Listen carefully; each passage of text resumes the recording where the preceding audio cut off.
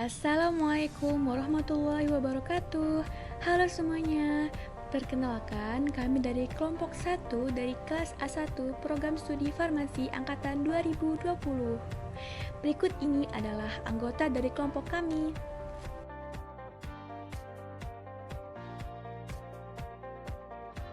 Jadi di sini kami akan menyampaikan tips dan trik menjadi mahasiswa farmasi. Yuk disimak.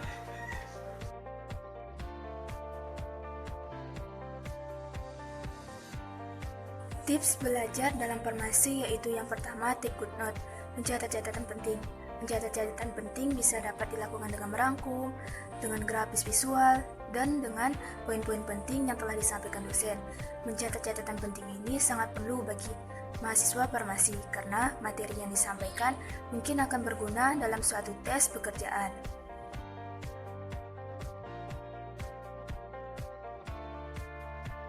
Yang kedua yaitu stay organized. Memiliki pengaturan waktu yang terorganisir sangat penting dalam memanfaatkan waktu luang yang terbatas, sehingga antara tugas dan kehidupan pribadi menjadi seimbang. Salah satu metodenya yaitu dengan membuat kalender yang di dalamnya terdapat rincian tentang jadwal aktivitas sehari-hari.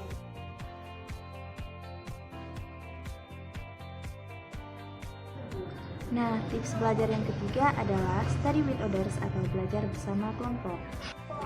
Saling memahami dan mendengarkan merupakan salah satu kunci penting dalam tercapainya belajar kelompok.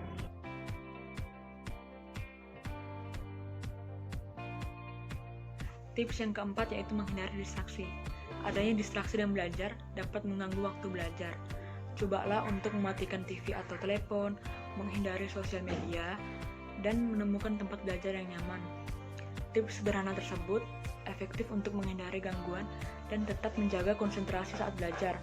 Para ahli tidak setuju mengenai preferensi belajar di satu tempat atau lokasi yang bervariatif. Namun yang paling penting adalah kamu dapat menemukan tempat belajar yang nyaman.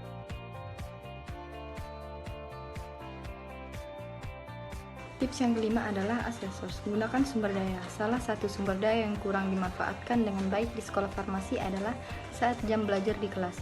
Di kelas, kamu mendapat penjelasan mengenai materi pelajaran dan berkesempatan untuk mengajukan pertanyaan tentang topik terkait yang belum dipahami. Jika kamu masih bingung tentang suatu materi di kelas tertentu, jangan sungkan untuk meminta bantuan temanmu yang telah lebih dulu memahami materi tersebut.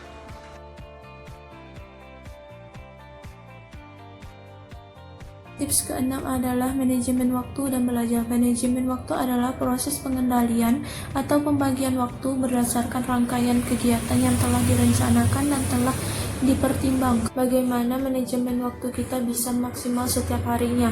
Susun agenda kegiatan, urutkan prioritas kegiatan, tidak menunda-nunda tugas. Belajar yaitu dengan cara mengulang kembali materi yang telah dijelaskan dosen di kampus.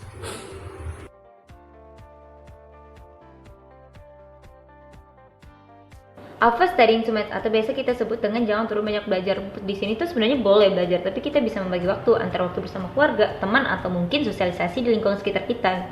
Jadi jangan juga terfokus sama pembelajaran yang kita hadapin gitu, karena risiko dari belajar terus-menerus ini juga bahaya. Yang pertama, kita bisa stres. Yang kedua, kurangnya waktu bersama keluarga atau lingkungan sekitar kita tuh jadi kita ngerasa bodo amat dengan lingkungan sekitar kita. Dan yang ketiga, yang lebih krisisnya itu bisa menyebabkan kanker otak. Nah, jadi tipsnya itu pandai-pandailah membagi waktu gitu.